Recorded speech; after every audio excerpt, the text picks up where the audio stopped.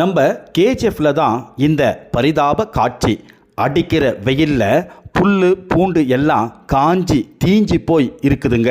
புல்லு மேய வர ஆடு மாடுங்க எல்லாம் ரொம்ப கஷ்டப்படுதுங்க. கேஜிஎஃப்ல மழை வந்து 3 மாசத்துக்கு மேலே ஆகுதுங்க.